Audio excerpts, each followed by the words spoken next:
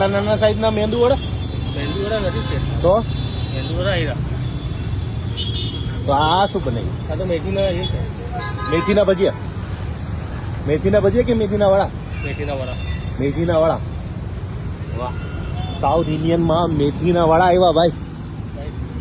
Hello hello, આ મેથીના વડા આપણે ટેમ્પરરી આજે ટેસ્ટિંગ ફૂડ જ બનાવ્યું. તો હવે બનાવવાના ને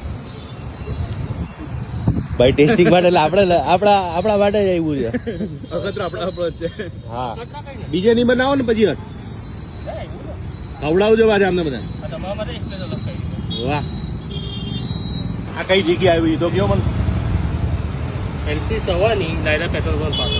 હા, અને આપણું આ ઘરનું છે ને, કારણ કે સાઉથ ઇન્ડિયન અને આ ટેસ્ટ તમને કહું ને, જે આપણું રિયલમાં આ એકવાર તમે ટેસ્ટ કરો ને તમને મજા બહુ આવશે.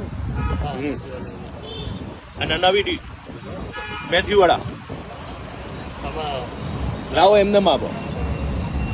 આ તમે આખા સુરતમાં નહીં મળે ને કોઈ. હવે ચાલુ કરજો ભાઈ. અચ્છા, મેંદુ વડા ખીરાની અંદર ખાલી મેથી નાખે. ના, એમાં એની સાથે બધા મસાલો પણ થોડો ખાવા વધારે હશે. હા, મેંદુ વડા તમને મોડા લાગશે. એ તો આ મસાલાવાળા. મસાલા ખરેખર જોરદાર લાગે યાર. આ મેથી વાળા ટેસ્ટ કરજો, કઈક નવું છે. કેવું લાગ્યું?